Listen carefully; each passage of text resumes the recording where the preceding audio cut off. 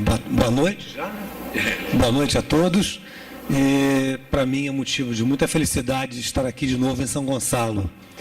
Eu trabalhei aqui como juiz criminal, a maioria com certeza não vai lembrar de mim, porque já faz tempo que eu saí daqui. Mas eu trabalhei aqui de 1993 a 2000. Então foram 7 anos, e eu fui inclusive juiz, diretor do fórum. Na época era esse fórum pequenininho aqui, que nem é mais fórum, agora é a Câmara de Vereadores.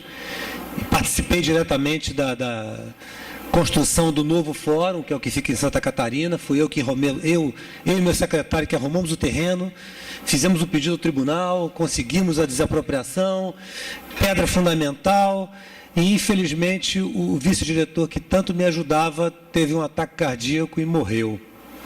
E isso já tinha saído daqui, mas o fórum não estava pronto, doutor Leandro. E aí, por causa disso, eu não quis mais voltar em São Gonçalo. Não quis mais, especialmente no fórum. Tanto que eu disse, olha, se a palestra for no fórum, eu tenho que pensar se eu vou, porque ver o nome do Leandro no fórum ia ser forte demais. Era uma pessoa de 40 anos, que estava no banheiro, se barbeando, e de repente caiu e morreu. E deixou 2 crianças pequenas, com a viúva. Então foi muito triste tudo para mim, mas a minha história aqui em São Gonçalo não foi triste, muito pelo contrário. Foi bastante alegre, divertida, fiz coisas muito interessantes aqui, trabalhei bastante como juiz eleitoral e saí na hora que era para sair mesmo, né? Porque a gente caminha lá para a capital, todos nós, mas eu agradeço a todos aqui que trabalharam comigo e sempre carrego comigo uma boa lembrança de São Gonçalo. Então, estar aqui novamente e encontrar doutor Emerson, que foi meu aluno no CEPAD, né? Então, aí é que eu me dou conta de estou ficando velho. Eu perguntei para a vice-presidente se ela, qualquer coisa sobre o meu período. Ela falou assim, não, na época eu não era formada ainda. Eu disse, realmente eu estou ficando velho. A vice-presidente da OAB nem formada era ainda, né? Mas, enfim, eu tenho aceito essas palestras e a cada palestra que eu faço, eu fico até um pouco mais preocupado, porque eu vejo o quanto esse tema é importante para os advogados. E eu fico me sentindo um pouco responsável por isso tudo. De uma certa forma, já sou responsável por tudo que já disse e tudo que já escrevi, sou um pouco responsável por isso. Mas eu sinto que existe realmente uma responsabilidade cada vez maior e eu sinto esse peso, no sentido de que é preciso realmente trabalhar. É preciso que alguma coisa seja feita. E aí vocês olham e veem o magistrado na frente de vocês e pensam, mas o que o magistrado está fazendo aí, falando sobre isso? E eu digo para vocês, eu como magistrado aqui também não gosto de muitas coisas que vejo. Eu acho que muitas vezes essa situação toda que vocês já conhecem, ela causa injustiça. E eu fiz concurso para fazer justiça, e não para fazer injustiça. Então foi sempre isso que me moveu. Inclusive, o próprio início das minhas palestras foi algo assim muito que por acaso. Eu um dia estava apurrinhado por causa de mais um dia de discussões na minha Câmara e fui para o Facebook e fiz lá um discurso a respeito do tema. E o doutor Genilton, que não tem muito o que fazer, estava lá assistindo no Facebook, viu a minha postagem e falou, doutor Cides, eu acho que nós podemos trabalhar melhor essa questão. Me chamou para nós conversarmos e a partir daí surgiu a ideia, que foi toda do doutor Genilton, de nós trabalharmos esse assunto, porque eu percebi a importância do tema para vocês, e não é só para vocês, não. É, na verdade, para o jurisdicionado, porque quando vocês perdem, não são vocês que estão perdendo. Na verdade, claro que vocês perdem, mas perde muito mais o jurisdicionado, que poderia ter um direito que, eventualmente, deixou de ter. Então, essa é uma luta que no meu ponto de vista, eu levo em primeiro lugar, dos jurisdicionados.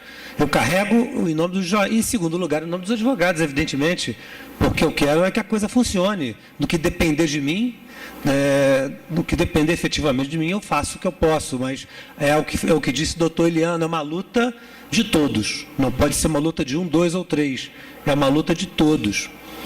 E eu vim para cá apenas para mostrar algumas coisas, não vou ensinar nada para ninguém, todos vocês conhecem o assunto, sabem perfeitamente bem o que é dano moral. Mas eu vim propor para vocês algumas soluções, porque, por incrível que pareça, eu vou começar falando sobre o dano moral e sobre o conceito ou caracterização do dano moral. E toda vez que eu vejo e trato desse assunto, eu fico impressionado de como que existe um desconhecimento muito grande, doutor Eliano, mas não é especificamente do advogado, não, é do magistrado. Os magistrados, de modo geral, e os advogados acabam também fazendo isso, trabalham com um conceito de dano moral que está completamente desatualizado. Com um conceito de dano moral que não mais deveria subsistir. E este conceito de dano moral ruim, atrasado, está diretamente relacionado à questão que mais à frente iremos ver e que diz respeito ao problema do mero aborrecimento. Por quê?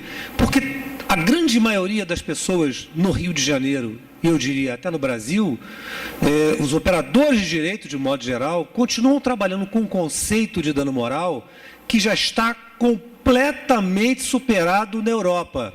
E tudo que nós fazemos aqui em matéria de direito, vocês sabem que vem de algum país da Europa Ocidental.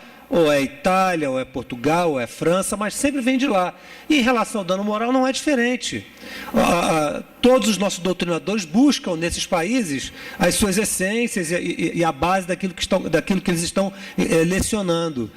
E o que acontece? Vocês hoje em dia continuam trabalhando com um conceito chamado conceito psicológico de dano moral, ou o conceito negativo de dano moral, porque vocês, de modo geral, os operadores do direito, atrelam a ideia do dano moral a uma dor de cunho psicológico.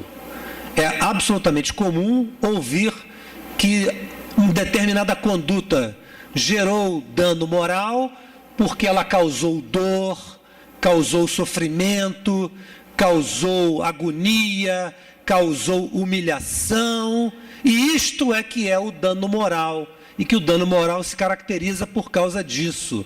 Eu estou dizendo algo que não seja a realidade com a qual vocês trabalham? Pois é, mas o dano moral não é isso. O dano moral não é isso. Esses aspectos psicológicos, eles muitas vezes são a consequência do dano moral. Muitas vezes o dano moral tem essa consequência, a de causar dor, agonia, um sentimento ruim, um vexame, mas o dano moral não é aí que ele se caracteriza. O dano moral, o que ele é? Do ponto de vista da doutrina atual. Gente, o que eu vou dizer para vocês, eu não estou inventando, eu não estou criando, e não é algo que tenha sido escrito ano passado, nem ano retrasado. Para citar alguma bibliografia para vocês, professora Maria Celina Bodan de Moraes, Dano à Pessoa. Ou então citar o professor Bittar, eu esqueci o primeiro nome dele, ele tem 2 livros, ele é um juiz aposentado, ele se aposentou como juiz da alçada civil de São Paulo e depois começou apenas a lecionar, professor pós-doutor da USP, Bittar. Ele tem 2 livros, Reparação por Danos Morais e o outro sobre Dignidade da Pessoa Humana. E tem também um colega meu, desembargador, André Gustavo, muito bom também o livro dele. E há muitos outros. E o que é que eles todos fazem? Especialmente a Maria Celina, mostrar aquilo que é feito lá fora e aquilo que já é desenvolvido e trabalhado no Brasil. O que é? Dano moral, o dano imaterial, o dano extrapatrimonial, ele é a lesão aos direitos da personalidade. O dano moral, ele é a lesão aos direitos da personalidade. O professor Bittar, inclusive, tem um livro especificamente sobre direitos da personalidade. Quais são os direitos da personalidade? Quase todos estão até na Constituição. Mas os direitos da personalidade, eles derivam do princípio básico da dignidade da pessoa humana. Quais são os direitos da personalidade? E esses, sim, é que quando são afetados, têm a consequência de gerar o dano moral. A vida, a integridade física, a imagem, a honra e muitos outros. A intimidade. Todos esses são direitos da personalidade. Inclusive, esse é um conjunto de direitos que ainda está em aberto, porque ele é um conjunto muito amplo. Eu esqueci, saúde. Nós temos, então, vida, integridade física, saúde, honra, imagem, intimidade, direito ao nome, à sua própria identidade. Quando ocorre uma violação a um desses direitos da personalidade, que são direitos essenciais e que derivam diretamente da dignidade da pessoa humana, acontece o dano moral. Se alguém causa uma lesão em outrem e mata, ocorreu dano moral. Mas não ocorreu dano moral porque a pessoa sentiu dor. A pessoa morreu, não sentiu dor.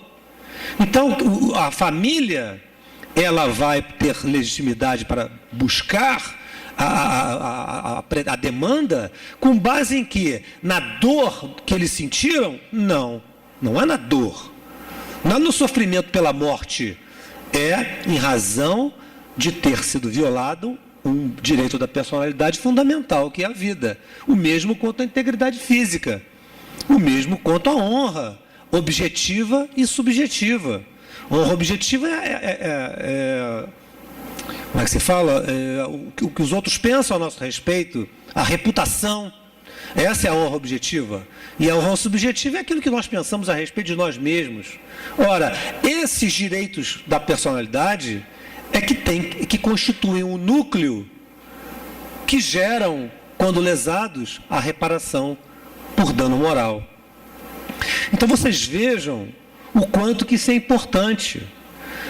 Se um cliente vai procurar vocês com uma determinada história a respeito de uma lesão que sofreu, de uma violação à sua honra, o traficante 157 teve a imagem dele violada ontem, anteontem. Aquilo ali dá enseja dano moral. Dá enseja dano moral. Porque, vagabundo ou não, ele tem a favor dele o princípio da presunção de inocência, e ele não podia ter tido a imagem dele exposta do jeito como foi exposta. Então os policiais fizeram um péssimo trabalho. Prenderam muito bem preso, ótimo, mas depois não podiam ter feito aquele selfie. Aquilo não é trabalho de agente de Estado. Então vocês vejam, olha aí, se surge um problema como esse, o que é que vocês vão fazer? Peticionar, pedindo ao juiz que ele acredite que o cliente de vocês sofreu, teve um dano, um abalo emocional muito grande? Evidente que não. Isso não tem que ser demonstrado. O que tem que ser demonstrado é que foi praticado um determinado comportamento que deu causa ao resultado. E qual é o resultado? A violação do direito de personalidade. Depois aconteceu o aspecto psicológico, provou-se a dor, o sofrimento, etc. Ótimo. Isso vai ser importante mais à frente, no momento do arbitramento do dano moral. Se for demonstrada uma maior dor, um maior sofrimento, isso ajuda na hora do arbitramento, da fixação do dano moral, mas não na caracterização do dano moral. Essa é a diferença. Então vocês vejam, muito obrigado, como até a questão probatória melhora para o advogado. Tem muito advogado que fica preocupado em querer convencer o juiz de que o cliente dele sentiu determinado abalo emocional. E ele não tem como provar, porque o abalo emocional é interno. Como é que ele vai provar isso? E muitos juízes também ficam procurando no processo o lado, o aspecto psicológico. Mas aí eu vou me utilizar do que o doutor Eliano falou. Quem é que tem que fazer o juiz mudar de ideia? Se vocês esperarem que o juiz mude de ideia por conta própria, vocês dificilmente vão conseguir isso. Só quem consegue fazer o juiz mudar de ideia, quando muda, é o advogado. E se o juiz não mudar de ideia, recorram. Se o desembargador não mudar de ideia, recorram. Recorram sempre. Porque o trabalho de vocês é esse. E não é um trabalho de ficar procurando o abalo, ou melhor, de ficar demonstrando o abalo psicológico do cliente de vocês. Se isso ficar determinado, ótimo. O juiz depois até pode usar, deve usar lá na frente, mas não para caracterizar propriamente o dano moral. Então, se vocês trabalham com uma ideia de que o dano moral, ele só pode subsistir quando acontecer uma lesão ou um direito de personalidade, vocês percebem que muda completamente até a maneira como vocês vão fazer a petição de vocês e como vocês vão sustentar o direito, a pretensão de vocês. E se vocês propõem isso de uma determinada forma, o juiz é obrigado, em tese pelo menos, a examinar o que vocês estão dizendo. A examinar o que vocês estão dizendo. E se o juiz não concordar, vocês recorram. Porque em alguma hora vocês vão encontrar guarida no que vocês estão dizendo, porque não é o que vocês estão dizendo, é aquilo que a doutrina brasileira já fala há muito tempo. Mas que, por incrível que pareça, magistrados e advogados até hoje não tomaram, parece que não tomaram conhecimento. É uma coisa impressionante. Eu vejo, porque eu tenho problemas também quando eu vou julgar. O colegiado ele é muito bonito no sentido de que permite uma decisão mais harmônica, ou talvez mais amadurecida pelo fato de que são, por um lado, pessoas mais velhas, e segundo, porque é sempre um conjunto de pessoas julgando, mas, por outro lado, às vezes você querer convencer o seu colega é complicado, e eu tenho encontrado essa dificuldade. Eu tenho encontrado, porque continuam pensando, mas, meu Deus, eu não vi, essa pessoa não foi internada, está na UPA, não foi internada, quando deveria, teve que buscar uma tutela antecipada, levou 2 dias para obter a transferência para o hospital, onde foi internada, no CTI. Não tem dano moral. Por que não tem dano moral? Em 2 dias, eu comprovo aqui, não houve alteração nenhuma, do estado de saúde da paciente. Logo, não tem dano moral. Não vi nenhum problema psicológico desta pessoa. Não tem dano moral. É evidente que tem dano moral. Vejam a nítida, a clara, a inconfundível lesão a um direito fundamental, que é o direito a quê? À saúde. Ora, se o poder municipal e o poder, se o governo e os municípios só internam mediante ordem judicial, olha a lesão, claro que a lesão está formada. E não precisava ser 48 horas, não. Não precisava ser 48 horas, bastou negar, não internou, é evidente que já gerou uma consequência, é evidente que já gerou um abalo. É evidente que já gerou, principalmente o quê? A lesão ao direito da personalidade. Mas vocês vejam, na minha Câmara, eu ganho, entre aspas, porque na verdade não sou eu que ganho nada. Eu consigo levar essa disputa, vocês sabem como funciona hoje, não tem mais embargos infringentes, em havendo alguém que devia, já vai para o 942, os 5 desembargadores julgam, eu ganho no 3-2. Eu tenho conseguido as indenizações nesses casos no 3-2, com o juiz normalmente julgando improcedente, e eu tendo que votar em divergência da relatora. Então vocês vejam como isso é difícil para todo mundo, mas cada um tem que fazer o seu trabalho. E isso é algo que tem que ser efetivamente demonstrado, porque isso é um direito do jurisdicionado. O cidadão tem direito de que o juiz saiba exatamente como é que se configura um dano imaterial. Isso é direito de qualquer cidadão. Então, olhem como é que vocês vão ter que trabalhar, devem trabalhar, sugiro que trabalhem. Eu não estou aqui para dizer o que vocês devem fazer, mas sim para sugerir como é que vocês devem trabalhar essa questão. Dessa forma. E aí, a partir daqui, vocês têm uma nova maneira de configuração do dano moral. E uma maneira diferente de redigir a petição e pedir o dano moral. Então vejam o quanto isso é importante. Mais à frente, quando chegar no mero aborrecimento, eu vou voltar a esse ponto. essas questões estão todas interligadas. Mas então me parece que, doutor Eliano, que essa é a ideia básica que eu queria passar para eles a respeito de dano moral.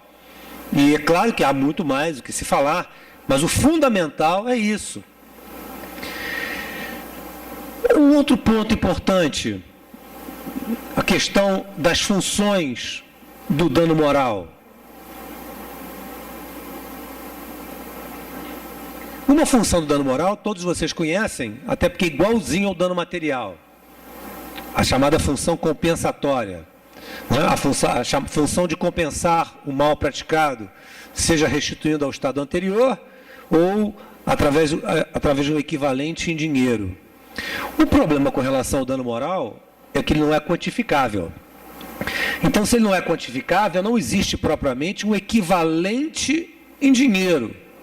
E por causa disso, durante muito tempo, a doutrina trabalhou com a ideia de que o que a justiça dava era um pequeno valor para dar uma pequena satisfação a quem sofria o dano moral.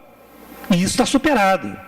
O entendimento hoje dos tribunais superiores é o de que o dano moral tem que se fundamentar no chamado princípio da reparação integral. Ou seja, a reparação é total, é integral pelo dano sofrido. Não é um trocado que vai fazer com que o dano moral seja efetivamente dado. Então, ele tem esse aspecto de função compensatória e muitos em doutrina continuam entendendo que é só essa função que o dano moral tem que ter, assim como também o dano material. Entretanto, a jurisprudência nesse aspecto está caminhando mais rápido que a doutrina aqui no Brasil. Por quê? Porque hoje já é dominante o conceito de que o dano moral exerce pelo menos uma segunda função. Qual a segunda função? E essa é que é importante para vocês. É a chamada função punitiva. Função punitiva do dano moral. Com que objetivo? É exatamente como acontece no direito penal. Função de prevenção e de retribuição. O objetivo fundamental é desestimular a prática de novos comportamentos ilícitos. Essa é a ideia da função pedagógica punitiva do dano moral. Punir para fazer com que o fornecedor, em se tratando do direito do consumidor, não volte a praticar o mesmo tipo de comportamento. Olhem o quanto isso é fundamental em se tratando de direito do consumidor, em que vocês estão lidando o tempo inteiro com consumidores, pessoas físicas, e do outro lado vocês têm, no polo passivo, uma empresa, um grande conglomerado, que está o tempo inteiro cometendo alguma lesão. E eles não são devidamente punidos como precisavam ser. A verdade é essa. Porque se a função é punitiva, o dano moral deveria ser correspondente a essa punição. Com um dano moral que seja irrisório, essa função não vai se realizar. Então vejam como é vocês que têm que pleitear o aspecto punitivo do dano moral. Da onde ele veio? A professora Maria Celina Bodan de Moraes, que não gosta desse aspecto do dano moral, até porque ele é muito acadêmica, o acadêmico é mais técnico e não gosta de certas coisas, mas porque ela não está vendo a situação como ela ocorre na prática. Ela brinca assim, essa história de função punitiva vem dos filmes de Hollywood. Está vindo diretamente dos filmes de Hollywood, porque fica todo mundo vendo os jurados fixar valor de dano moral e acham que isso então está sendo uma punição e vamos então importar a ideia dessa punição. E ela tem razão em parte. Isto vem indiscutivelmente da common law. Isso vem indiscutivelmente do direito norte-americano. Porque no direito norte-americano há dois danos morais. O dano moral comum, compensatório, e o chamado punitive damage. Ou seja, o dano punitivo, com uma quantia fixa a título de punição. Isso existe, seja através da jurisprudência, que vocês sabem que a common law se baseia fundamentalmente nos precedentes jurisprudenciais, mas também em leis estaduais. Há muitas leis estaduais que tratam dos chamados punitive damages. Mas isso não é... Vejam, a ideia nós buscamos de lá, mas não é assim que fazemos. Não existe no Brasil, até pela nossa própria Constituição, não há 2 danos morais. Há um dano moral só. Então, onde é que entra o aspecto punitivo do dano moral? O aspecto punitivo do dano moral só pode entrar no arbitramento, no momento da fixação do dano moral. Agora, tem muitos juízes que não estão muito habituados com essa ideia. Quem é que tem que pleitear que o aspecto punitivo seja efetivamente aplicado? O advogado. Se o advogado não pedir, o juiz não tem que se manifestar. Não vai se manifestar. Deveria, mas não vai. Quer dizer, em tese, estou falando em hipótese que não se manifeste, claro. Então vocês vejam como vocês têm que buscar também um dano moral que leve em conta o aspecto punitivo para que ele, digamos, fornecedor, não continue praticando a mesma conduta ilícita, digamos assim. Olhem o quanto isso é importante em se tratando de dano moral. Aí outro dia eu estava conversando com uma juíza, e vejam, eu estou falando aqui o tempo inteiro em nome pessoal, eu não estou aqui representando o tribunal, nem quem quer que seja, eu estou falando por mim apenas. Mas eu estava conversando com uma juíza, e ela disse assim: pois é, mas acontece que os advogados entram pedindo dano moral e não provam nada. Simplesmente apresentam a inicial desprovido de qualquer elemento. E aí fica difícil, Alcides. Sem dúvida. Sem dúvida fica difícil. Vocês devem ter reparado, vocês que atuam no juizado, os que estão aqui que atuam, quando é que a inversão do ônus da prova tem sido dada? A inversão do ônus da prova é dada no momento que ele recebe a inicial ou é dado lá na sentença? E por que o juiz está dando na sentença? Não é por acaso, ele quer que o advogado produza o mínimo de prova, porque eu ouvi muitos anos em que o advogado peticionou sem provar nada. Eu não estou afirmando, eu estou dizendo o que ela me falou. Eu nunca atuei no juizado especial, então não posso falar por experiência própria. Eu estou falando aquilo que me foi dito. Mas eu já perguntei, pelo menos no tocante à questão da inversão do ônus da prova, se isso realmente não estava acontecendo. E todos os advogados confirmaram para mim que sim. Então vocês entendam por que o juiz está fazendo isso. Ele está querendo que o advogado produza um mínimo de prova. E aí a juíza ainda me falou assim: mas quando há inversão do ônus da prova, eu não tenho que dar função punitiva. Mas por que você não tem que dar função punitiva? Porque ele não produziu nada. Bom, mas veja bem, se você deu a inversão do ônus da prova é porque você entendeu que estavam preenchidos os requisitos legais, não é? Então a função punitiva tem a ver com um outro aspecto, com o aspecto da empresa, no caso, não voltar a praticar o mesmo tipo de conduta. É essa a ideia da punição. Sim. Sim. Vou pensar. Então vocês vejam, porque...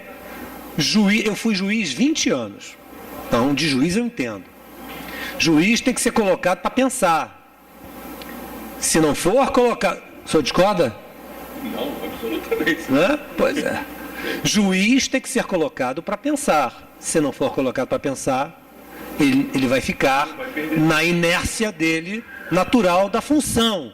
Inércia no bom sentido, mas vai ficar na inércia da função. Então, por isso é que o trabalho de provocação é o trabalho do advogado. É um trabalho do advogado. Provocar o juiz. Ele pode não concordar, mas ele tem que se manifestar.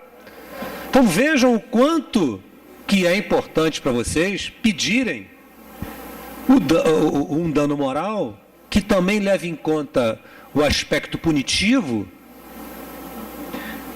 mas é preciso que vocês saibam fundamentar. É preciso que peçam e saibam fundamentar. Esse é fundamental. Então, olhem mais um aspecto importante aqui que eu estou procurando conversar com vocês e passar para vocês. Além do próprio conceito do dano moral, é saber pedir a função punitiva do dano moral. A função punitiva do dano moral. E às vezes eu termino a sessão feliz da vida. Na quarta-feira eu saí da minha sessão muito feliz. Porque teve um caso lá complicado, em que o advogado estava, o juiz deu 3 mil de dano moral.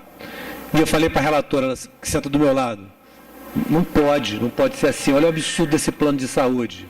Era plano de saúde de autogestão, que não é da competência das câmaras do consumidor. Olha o que esse plano de saúde fez, isso aqui merece punição. Aí ela olhou, eu enchi tanto a paciência dela, que ela falou, quanto você quer, hein? Eu falei, eu quero 10 mil. Ah, então tá bom. Aí o advogado foi sustentar, ela falou, doutor, quanto é que o senhor quer, doutor? Não precisa se manifestar, não, quanto o senhor quer? Ah, eu gostaria de 10 mil. Eu falei, está dado os seus 10 mil. Agradeço ao desembargador Alcides. Então eu fiquei numa felicidade. Ela reconhecia e eu fiquei feliz, porque eu pensei, meu Deus do céu, foi feita justiça nesse caso. Porque quem vai ganhar os 10 mil não é o advogado, ele vai ganhar a parte dele, evidente. Mas é aquela senhora que foi ultrajada, que efetivamente vai levar o dano moral condizente com aquilo que ela passou.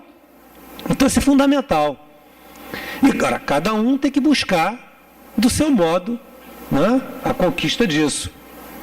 Então vocês vejam, falei sobre o dano moral propriamente dito, falei sobre a função do dano moral, e aí a gente pode mencionar aqui um outro ponto fundamental, importantíssimo, que diz respeito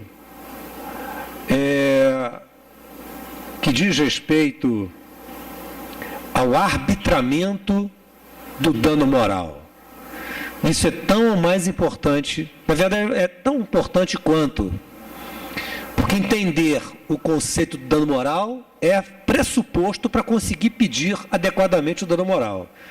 Mas depois chegamos numa parte também bastante complicada, e vocês são advogados, vocês sabem o quanto isso é complicado. O que? A questão relacionada ao arbitramento do dano moral, fixação do dano moral. Porque muitos magistrados se utilizam de critérios absolutamente subjetivos. Critérios absolutamente inaceitáveis. Mas eles se tornam aceitáveis porque ninguém toma providência, ninguém recorre, ninguém faz nada. Então o critério que é inaceitável passa a ser um critério aceitável. E por incrível que pareça, o meu interesse em relação ao dano moral começou aqui, nessa parte. Por quê? Eu passei 20 anos como juiz criminal. Qual era a minha função como juiz criminal? Fundamental, aplicar uma pena justa. E para eu aplicar uma pena justa, eu tinha que aplicar uma pena muito bem fundamentada, especialmente quando eu queria aplicá-la acima do mínimo. Então era uma pena minuciosamente aplicada. Então eu vim com a minha própria história de ter o costume de fundamentar uma pena. De repente eu me vejo num outro cenário em que eu estou também diante de uma pena civil, mas é pena. Em que, qual é a fundamentação? Nenhuma. Qual é a fundamentação? Vamos ver se vocês conseguem lembrar. Para satisfazer o princípio da razoabilidade e da proporcionalidade. É comum. Isto é um equívoco. Isto não quer dizer rigorosamente nada. É claro que se ao final o magistrado quiser dizer que está fixando um valor que é proporcional e razoável, muito bem. Mas o fundamento em si não pode ser razoabilidade e proporcionalidade. O que é ser razoável? Ser razoável é ter bom senso. Eu tenho o meu bom senso, ele tem o dele, doutor Emerson tem o dele, doutor Eliano também, e assim sucessivamente. Cada um de vocês tem o seu próprio bom senso. Isso é fundamento para arbitramento de dano moral? Evidentemente que não. Esse critério por si só não diz nada, porque eu uso esse critério e posso aplicar o valor que eu quiser. E vou dizer, não, isso aí está de acordo com o princípio da razoabilidade, da proporcionalidade. Essa frase me apurrinha tanto que eu já até tirei dos meus votos a razoabilidade. Eu só falo em proporcionalidade, num determinado ponto. Porque senão parece que de algum jeito eu continuo repetindo a tal ideia da razoabilidade e proporcionalidade, que eu mesmo critico. Então esse é um fundamento que vocês não podem aceitar. Vocês querem ver outro fundamento, que é muito comum e vocês não podem aceitar? Para evitar o enriquecimento sem causa. Eu fixo em R$2.000 como forma de impedir o enriquecimento sem causa. Isso me dá, então, Isso me gera dano moral, porque eu fico completamente angustiado. Eu fico muito angustiado. Quem devia pedir dano moral cada vez que lê isso era eu. Tão mal que eu fico. Eu tenho até que controlar, porque chega a me dar vontade de ter úlcera. Não é possível ouvir uma coisa dessas e não falar alguma coisa. Vejam, gente. Não permitir enriquecimento sem causa. Em primeiro lugar, qual enriquecimento? 2, 3, 4, 5, 10, 15, 20, 30, 40. Isso enriquece alguém? Isso enriquece alguém?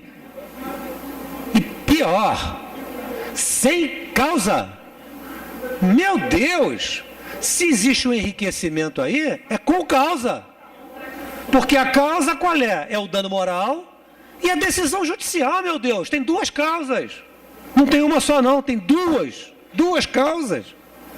E eles continuam. Eu, Alcides, fui vítima disso.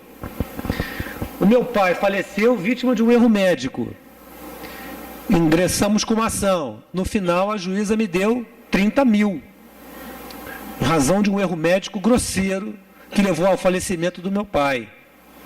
Qual a fundamentação da juíza? Para evitar o enriquecimento sem causa. Ela deve ter pensado, ele é desembargador, é rico, ele não precisa. Né? Para evitar o enriquecimento sem causa, dou 30 mil reais para ele. Pronto. Evidentemente que eu tive que recorrer para mudar isso, claro. Né? Mas vocês vejam que eu já senti na pele o que é ser brindado com um enriquecimento sem causa. Por isso eu sei o quanto isso dói. É outra fundamentação absurda que vocês não podem aceitar. Os critérios... Eu sei que nós estamos aqui numa área cinzenta que é difícil para todo magistrado.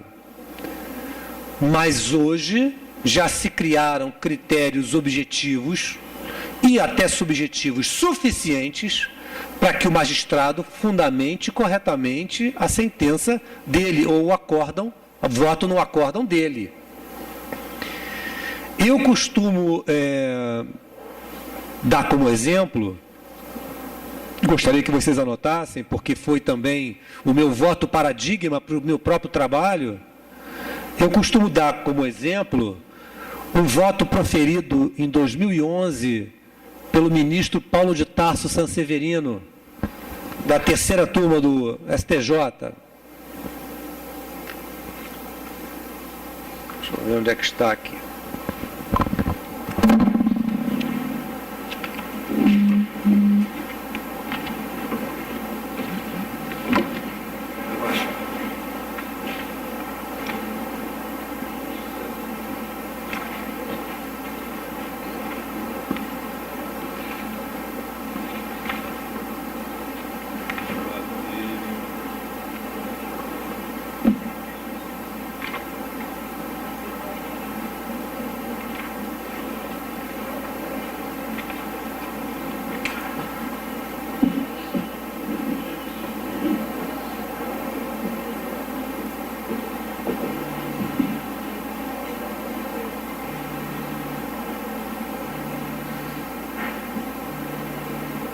Aqui. É o RESP 11.52.541. RESP 11.52.541/RS, Rio Grande do Sul. Terceira turma, ministro Paulo de Tarso Sanseverino. O Paulo Tasso Sanseverino proferiu um voto brilhante em 2011, também buscando as suas fontes lá fora, mas o trabalho dele foi original, que depois foi seguido pelo ministro Luiz Felipe Salomão em 2016, ministro da 4ª turma. No momento que o Luiz Felipe aderiu a esse voto, a ideia, o pensamento do ministro Sanseverino passou a ser dominante. O ministro Sanseverino é um profundo conhecedor justamente de direito do consumidor. Sempre estudou isso. Eu é que não sabia, depois é que eu fui descobrir. E o Luiz Felipe, o ministro Luiz Felipe, adotou na íntegra o voto do Sanseverino, e o voto do Luiz Felipe, que seria bom que vocês examinassem também, é o RESP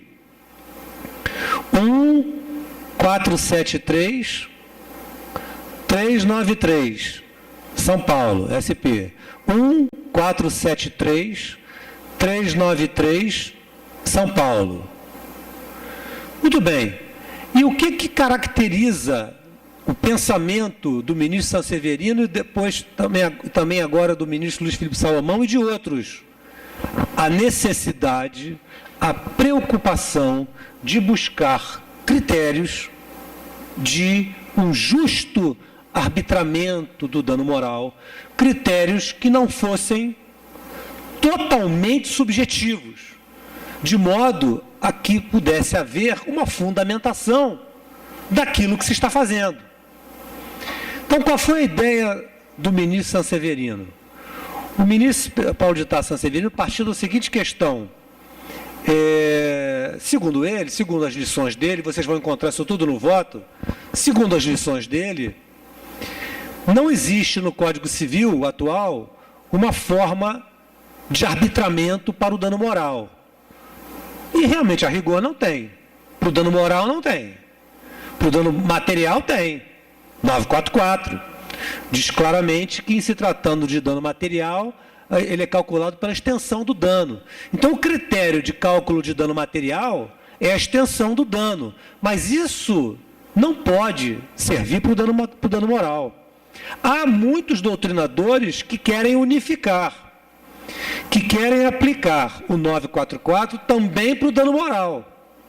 Mas a jurisprudência não tem se inclinado nesse sentido, não. Porque a jurisprudência tem entendido que tem que ser levada em conta a conduta e a pessoa do ofensor. Então, por isso, o que fez o ministro Sanseverino? Ele foi se utilizar do parágrafo único do artigo 953 do Código Civil. O parágrafo único do artigo 953 do Código Civil trata do arbitramento do dano material em se tratando de calúnia, difamação e injúria.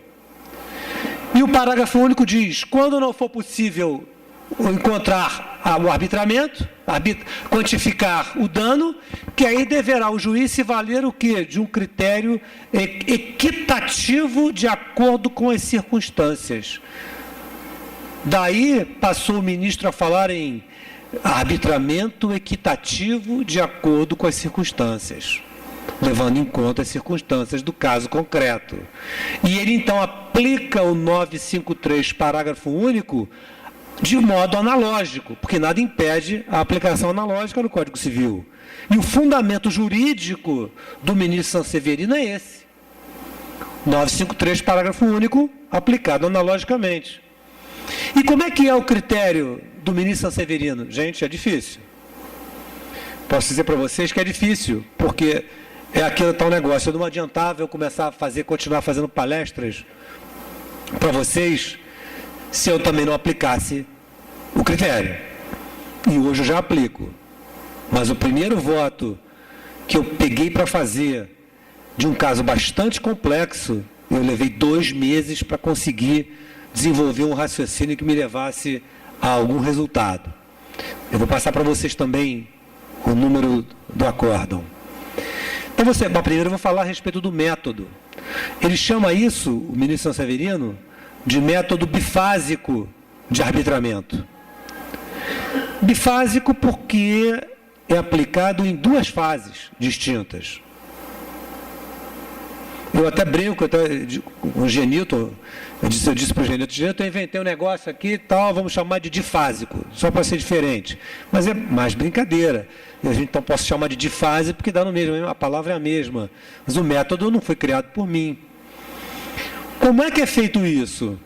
Em primeiro lugar, apura-se na fase inicial o valor que seja condizente com a média dos valores praticados na corte.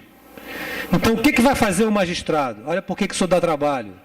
O magistrado tem que encontrar a média daqueles valores praticados na corte e ele, então, vincula o caso dele concreto dentro dessa média, levando em conta unicamente a lesão ao bem jurídico tutelado. Ou, como ele fala, a lesão ao interesse jurídico tutelado. Que, na verdade, significa falar de quê? Lesão do direito de personalidade. Porque o interesse jurídico tutelado, no final das contas, vai ser o próprio direito de personalidade. E aí, ele chegando a uma média, e ele até salienta, essa média não tem que ser aritmética, nem muito fixa, porque senão chegaríamos a um tarifamento. E não podemos ter tarifamento de dano moral. É um problema sério. Então ele chega a um patamar em que ele diz assim, a média do dano moral é de 15 a 20 mil reais. É a média na minha corte. E eu, então, estou fixando, dentro da média, em 17, levando em conta a lesão ao bem jurídico tutelado. Ponto. Essa é a primeira fase. Mas depois, vejam que nessa primeira fase, nada do caso em questão foi levado em conta. O que se levou em conta foi a média dos julgados anteriores, certo? Na fase seguinte, o que vem? Na fase seguinte, ele então analisa uma série de circunstâncias que estão relacionadas com o caso concreto que ele está julgando. Primeira, gravidade do fato em si. A gravidade do fato. Qual foi a gravidade daquela lesão, por exemplo? A lesão gerou uma incapacidade permanente para as ocupações habituais. Não pode mais, habituais ou de trabalho, não pode mais trabalhar. Olhem a gravidade do fato em si. Primeiro ponto. Segundo ponto, a intensidade do sofrimento da vítima. Olhem aí agora o juiz podendo examinar a intensidade do sofrimento da vítima. Mas para arbitrar, não para reconhecer o dano moral. Ele pode então o magistrado entender que há uma série de circunstâncias demonstradas que deixaram claro que houve certa dose ou muita dose de sofrimento por parte da vítima. E ele usa aquilo também para aumentar.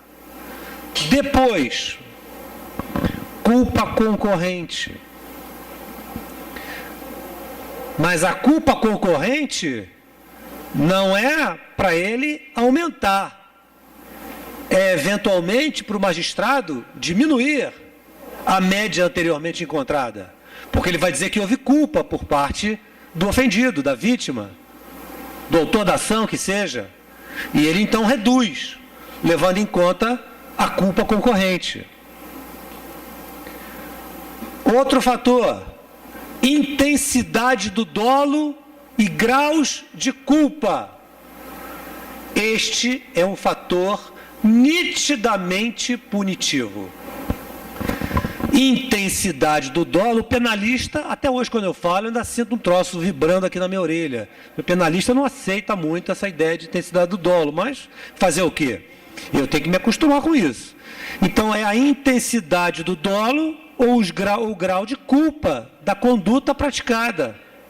Quanto maior a culpa, ou se a conduta for dolosa, maior é a fixação e o valor do dano. E com o objetivo punitivo também. Porque o objetivo é desestimular que volte a praticar um comportamento daquele com aquele nível de culpa ou com aquele nível de dolo. Olhem aí a característica punitiva. Perceberam? Depois, condição econômica do ofensor. Olhem o quanto isso é importante se tratando de direito do consumidor. Condição econômica do ofensor. Quanto maior o poder econômico do ofensor, maior o dano, maior a fixação do valor do dano, maior a punição que ele deve ter. Se ele tiver uma capacidade econômica menor, a punição a ele será menor. É o princípio da proporcionalidade. Então vocês vejam nas questões que muitas vezes com as quais vocês não muitas vezes lidam, que envolvem os grandes conglomerados e que estão aí praticando todos os dias a mesma conduta, todos os dias a mesma conduta, todos os dias a mesma conduta. O dano moral tem que ser elevado, não pode ser baixo, porque o dano moral baixo faz o quê? Faz com que o empresário embuta aquele valor do dano moral lá na planilha de custo dele. Então ele vai colocar o valor, vai ou não vai? Ele vai colocar o valor do dano moral na planilha de custo e vai continuar produzindo um mau produto ou prestando um mau serviço. E é isso que muitos fazem. Eu não posso dizer que todos fazem, mas a gente sabe que muitos fazem. Ora, qual é a única forma de se impedir isso? Aplicando um alto valor de dano moral. Agora, aplicando o alto valor de dano moral, ele vai poder embutir aquilo no preço? Não, se ele não vende o produto. Então, ele não vai poder mais embutir no preço. Ele vai ter que melhorar o produto dele, melhorar o serviço dele. Senão, ele não vai conseguir levar o trabalho dele e a empresa dele adiante. Agora, é preciso também que os advogados façam uma meia-culpa para ver até que ponto os próprios advogados não atrapalham a si mesmos. Porque grandes empresas são defendidas por grandes advogados. E os grandes advogados não estão preocupados que suas empresas recebam grandes danos morais. Então, existe uma contradição aí que vocês, viu, doutor Genilton? Só tem que resolver lá. Existe uma contradição. Se tem um advogado que está sofrendo pelo valor irrisório do dano moral, tem um outro que está muito feliz da vida dele, de saber que a empresa que ele representa está recebendo aquele valor ridículo. Então é preciso que vocês parem e pensem sobre isso.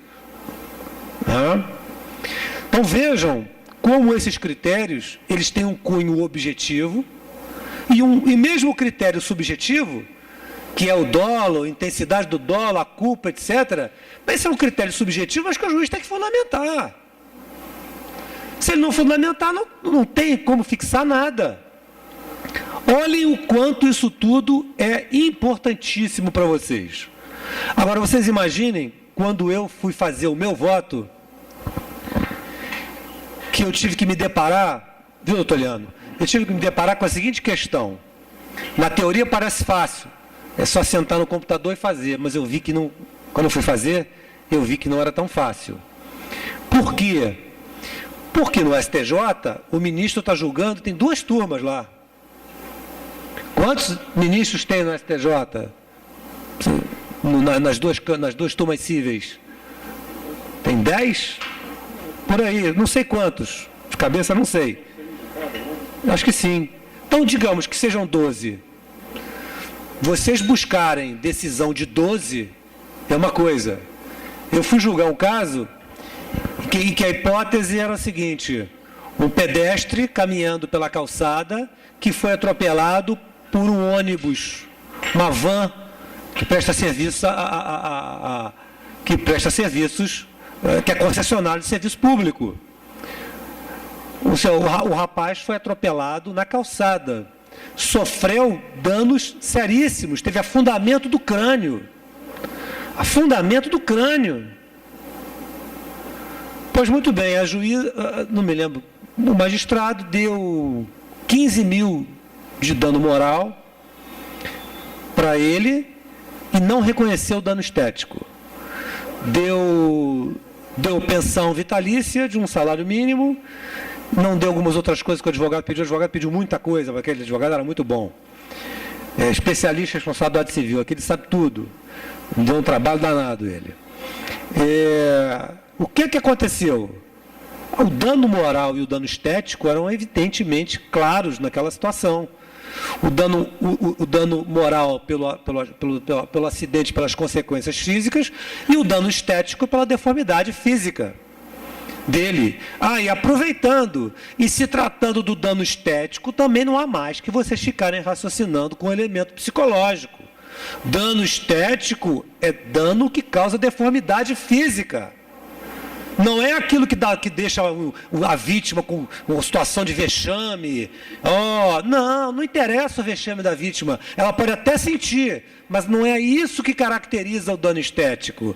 O que caracteriza o dano estético é a deformidade permanente que vai fazer com que o indivíduo tenha um corpo que foge aos padrões estéticos numa determinada sociedade. Isso é o dano estético. Ponto. Muito bem, então eu tinha que resolver esse caso. Precedentes. Eu tenho mais de 100 desembargadores no tribunal. Já imaginaram procurar precedente de 100 desembargadores? Mais de 20 câmaras? Como que eu fiz? Eu tive que parar, pensar, e eu restringi a minha própria forma de consulta.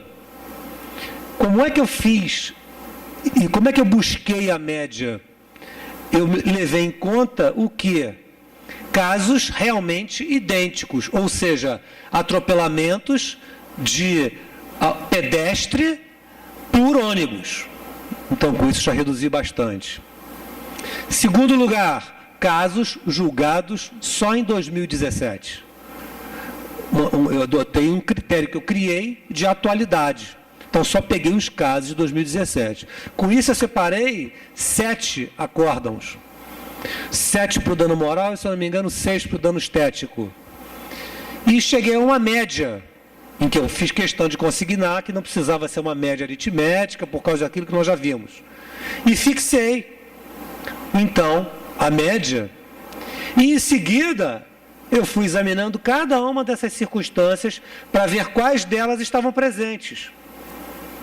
E no final eu aumentei de 15 mil para 100 mil reais o dano moral. E o dano estético eu fixei em 60 mil. E a minha decisão foi unânime na Câmara.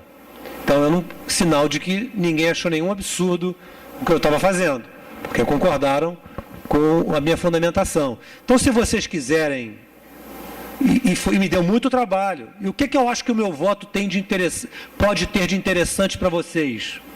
É que eu fiz um dano moral já até explicando o conceito de dano moral e dano estético. Então, com isso, para vocês terem uma ideia, olhem aqui, 103 páginas. Por isso que eu levei 60 dias para fazer isso. Apelação civil 00227 00227 -26 .2005 .8 .19 .0001. Vou repetir. Apelação civil 002 0027 -26 .2005 .8 .19 .0001. E agora eu já posso dizer... e com isso, a partir do meu voto, eu treinei as minhas próprias assessoras. Então, eu já todos os meus votos, se vocês forem pesquisar pelo meu nome, os desse mês e o do mês passado, já são pelo critério bifásico, todos. Porque eu não vou defender um critério e deixar de usar o critério. Eu estaria sendo absolutamente incoerente. Então, todos os meus votos, minhas assessoras não reclamaram não, porque elas viram que o meu objetivo era o objetivo de dar transparência. Dar transparência à minha própria decisão. Qualquer um que quiser saber por que eu decidi, vai ver por que eu decidi. Então, vocês vejam até a importante ideia de princípio da racionalidade das decisões judiciais. Ou seja, a decisão judicial tem que estar submetida o tempo todo a um controle externo. E o controle externo é de vocês. Quem é que exerce o controle externo fundamentalmente? Vocês. Então vocês é que tem que saber por que eu fiz dessa ou daquela maneira. E com isso, eu acredito que eu tenha falado o suficiente a respeito de dano moral, arbitramento do dano moral. Acho que vocês também, com os subsídios de jurisprudência que eu passei para vocês, além da bibliografia, vocês têm bastante material aí, sem dúvida. Claro que eu estou sempre à disposição, se precisarem de mim para alguma coisa, não tem problema. Agora,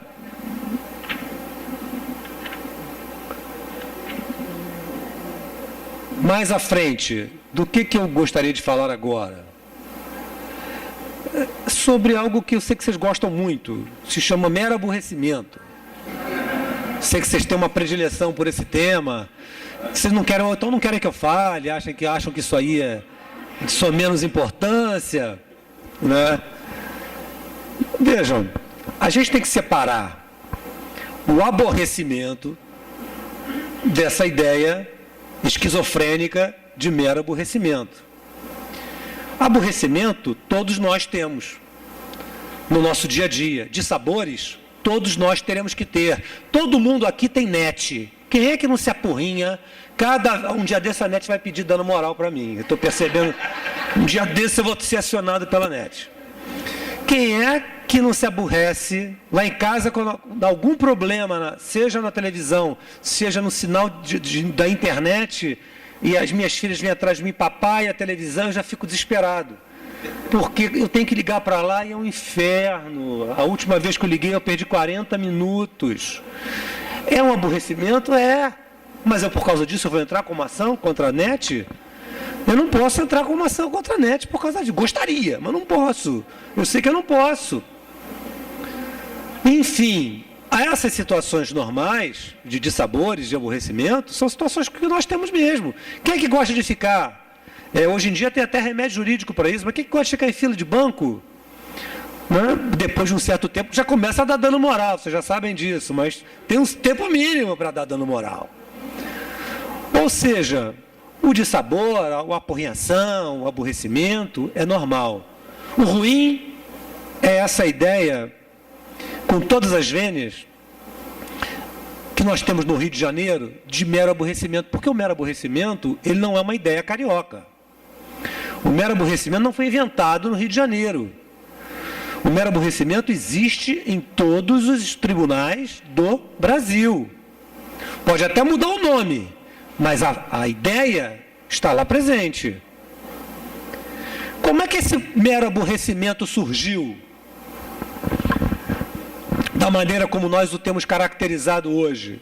Ele surgiu para caracterizar o que se chamou na época de indústria do dano moral. Então ele veio para impedir a indústria do dano moral. E quem seriam os responsáveis pela indústria do dano moral? Os consumidores habituais e os advogados aventureiros. Vocês seriam os geradores dessa indústria de dano moral. Vejam, ainda que em algum momento do juizado, lá atrás, no momento pelo menos da criação do juizado, ainda que isso tenha sido uma verdade ou uma meia-verdade, isso já passou. Então, propor ação habitual, aventureira, é algo que faz parte da democracia. O juiz que tome providências contra a parte, contra o advogado. Ele tem instrumentos para isso. Agora, dizer que o problema de excesso de processos na justiça, hoje, é culpa da indústria do dano moral, fomentada por advogados e consumidores aventureiros, isso não tem o menor cabimento, com todas as vênias. Então, pode ser até que o mero aborrecimento, no passado, tenha tido o seu valor, tenha tido a sua importância, mas hoje ele não tem mais esse, na minha opinião, pelo menos. E o problema é que nós temos um mero aborrecimento positivado, vocês sabem disso. E nós somos o único Estado da Federação, pelo menos que eu saiba, em que existe uma súmula a respeito de mero aborrecimento. E esta súmula causa muitos problemas. E na minha visão, no meu modo de ver, a súmula está ultrapassada. Ela conceitualmente está ultrapassada e não pode mais ser aceita. O que diz a súmula? Cadê ela? Aqui. O simples descumprimento de dever legal ou contratual, por caracterizar mero aborrecimento, em princípio, não configura dano moral, salvo se da infração advém circunstância que atenta contra a dignidade da parte. Essa súmula, ela é de 2005. Ela pode ter representado alguma importância para todos em 2005, mas atualmente eu não vejo mais dessa forma, não. O que acontece? Esta súmula, ela conceitualmente está errada, porque ela continua trazendo em si a ideia de um dano moral baseado em aspectos psicológicos. Se o mero aborrecimento não gera dano moral, o que é que gera dano moral? É o grande aborrecimento que extrapola o dissabor do dia a dia, não é isso? Então, se continua trabalhando com essa ideia de aspecto psicológico, a súmula está ultrapassada, porque ela continua se fundamentando num critério de dano moral desatualizado e que gera muitos problemas para todo mundo, porque muitas vezes o juiz, ele diz, mas tem a súmula, é mero aborrecimento, eu tenho que dar. E aí vem o advogado e diz, mas isso não é mero aborrecimento, eu estou provando aqui o nível de insatisfação, de angústia, de apurrinhação do meu cliente e tal. Não tem que fazer essa prova. Não tem que fazer essa prova. Vejam que a questão é probatória também. A questão é probatória. O advogado não tem que fazer essa prova e o juiz não tem que ficar procurando. Procurando o que não vai achar. E se achar, não achou o dano moral, achou a consequência do dano moral. O que é diferente. Vejam como já muda completamente de figura a forma de encarar isso. Porque não dá mais para continuar aceitando um critério de mero aborrecimento que trabalhe com um conceito desatualizado de dano moral e que obrigue vocês a ficar procurando uma prova que demonstre que houve uma lesão à dignidade da pessoa. Ora, qualquer lesão à dignidade da pessoa gera dano moral. Não precisa ser nenhuma especificamente falando. Essa súmula, hoje, ela está de uma tal forma introjetada nos corações e mentes de todos, que fica até difícil não trabalhar mais com ela. Mas é o que eu faço, e, por exemplo, a sogra do Genilton, que é minha colega desembargadora, faz a mesma coisa. Sabe o que nós fazemos? Nós fazemos o seguinte, não tocamos em mero aborrecimento em momento nenhum dos nossos votos. Se eu tiver que negar o dano moral, eu digo que não houve lesão a nenhum direito de personalidade. Ponto. Eu não vou falar em mero aborrecimento.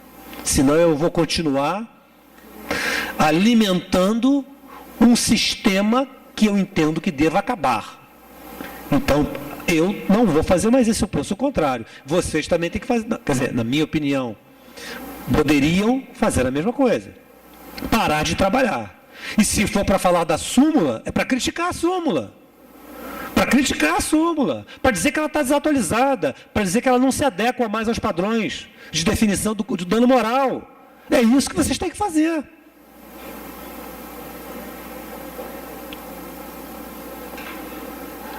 Essa súmula, ela gerou problemas muito grandes. Se vocês verificarem em seguida, mas a próxima pergunta para vocês poderia ser o seguinte: o que acontece então hoje que ainda existe tão arraigada essa ideia de mero aborrecimento? A gente vai ter que voltar um pouquinho para o início, quando os juizados foram criados, em que houve uma expectativa muito grande em relação a eles. Muitas pessoas que jamais que pensaram que fossem bater as portas do judiciário foram, sem pagar custas. E o que aconteceu? Os juizados foram crescendo, o tribunal instalava um, não dava mais conta, o tribunal ia instalando outro. Eu me lembro da administração do desembargador Sérgio Cavalieri, em que ele começou a extinguir várias varas para transformar em juizado. Ele extinguiu vara criminal, ele extinguiu vara de família, ele extinguiu vara civil, ele extinguiu tudo que ele pôde. Com a preocupação salutar de criar juizados, até que chegou um ponto que o próprio tribunal percebeu: não adianta mais continuar criando juizado. Porque quanto mais juizado eu criar, mais gente eu vou ter aqui para atender e eu não vou dar conta desse manancial. E não vai mesmo. Não tem como. É impossível. Faltam recursos. Vocês sabem disso. Então, o problema começou por aí. Vamos combater a ideia, vamos combater a indústria do mero, a indústria da como é que chama? A indústria... Não, do enriquecimento. Não, vamos continuar combatendo essa indústria do dano moral. Isso. Mas o problema é o seguinte: será que hoje a indústria do dano moral que existe é a indústria do dano moral feita por vocês? Vocês mantêm essa indústria do dano moral? São vocês que mantêm? E eu mesmo já respondo: não. Se vocês pegarem, forem consultar, eu tenho esse dado anotado aqui para facilitar. Procurem acessar o site do TJ, lá empresas mais demandadas no tribunal. Procurem encontrar lá. Sabe o que vocês vão encontrar? Vocês vão encontrar o seguinte dado. É público, está lá. Vocês vão encontrar o seguinte dado: há 5 anos, porque a pesquisa maior que é feita lá é dos últimos 5 anos. Há 5 anos que as mesmas 30 empresas são as mais acionadas no juizado especial da capital. Não sei nem se é da capital ou do estado inteiro. Acho que é só da capital. Vejam, há 5 anos que as 30 maiores empresas são responsáveis pela grande quantidade de ações propostas nos juizados. Você sabe quanto é que isso significa em termos de números? Eu somei. Os meus dados são de setembro, hein? Setembro. Eu tenho aqui um total, em 5 anos, de 1.938.977 ações propostas. Ou seja, 1.939.000 ações propostas. Olha a quantidade de ação. É impressionante o volume disso. Muito bem. Sabem qual é esse valor? A que equivale esse valor de 1.938.000? São as ações propostas contra as 30 maiores empresas. 1.938.000 é o número de ações propostas em face dessas 30 maiores empresas. Porque se pensarmos em qual foi o volume em relação às outras empresas, sabe qual é o número que a gente encontra? 228.279. 1.938.977 em relação às 30 maiores. E 228.279 em relação a outros. Ou seja, quem é que está alimentando alguma indústria nesse momento? São essas 30 empresas, cujos nomes eu nem preciso citar, porque vocês sabem muito bem de quem eu estou falando. Sabem perfeitamente, os bancos, evidentemente, claro, todos eles. Né? Então, vocês vejam, é como diz, o doutor Genilton gosta muito de repetir essa frase, e os advogados agora estão repetindo, e eu me apropriei dessa frase. A indústria hoje, no Rio de Janeiro, embora essa realidade seja do Brasil, se vocês quiserem consultar o site do CNJ, também tem pesquisa sobre isso, é um problema do Brasil. A indústria hoje é do mero aborrecimento. Não tem indústria do dano moral. Não tem mais advogado picareta, aventureiro, propondo ação em grandes quantidades. Não tem grandes consumidores habituais, safados, que queiram criar uma fraude. Pode ter? Pode. Mas esse não é o problema do juizado nem da justiça. Essas 30 empresas são. Vocês são advogados dessas 30 empresas?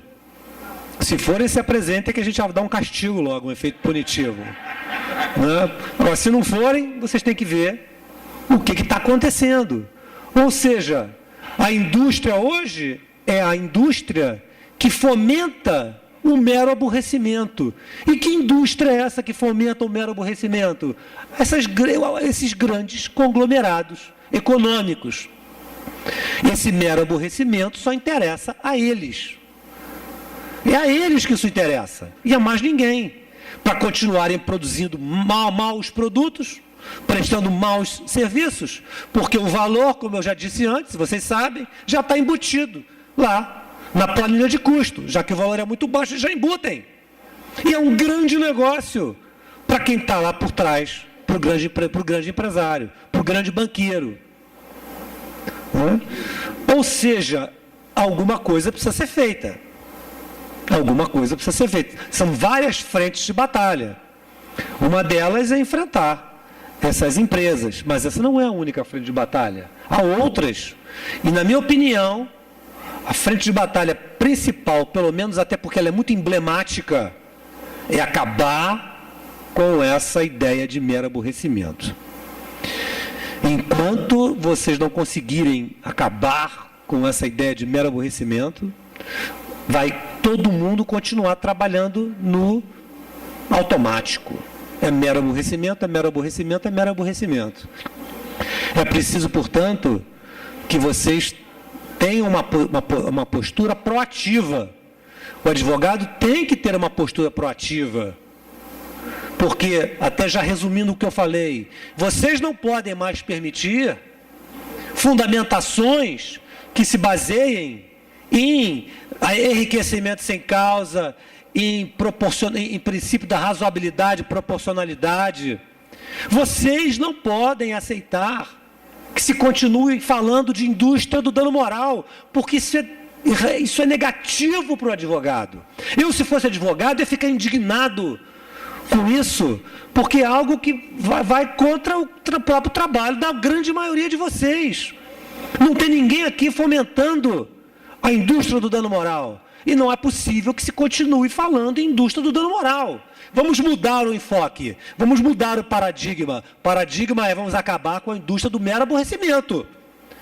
Isso sim, gente, é que temos que fazer. É vocês se respeitarem e se fazerem respeitar. Eu acho que dessa maneira, doutor Eliano, eu posso encerrar. Acho que disse para vocês até mais do que deveria, essa é uma característica minha, eu acabo sempre falando demais. E espero que vocês possam daqui para frente ter outros subsídios para agirem talvez de uma forma mais proativa com relação a essa questão. Agradeço muito pela atenção de vocês. Muito obrigado.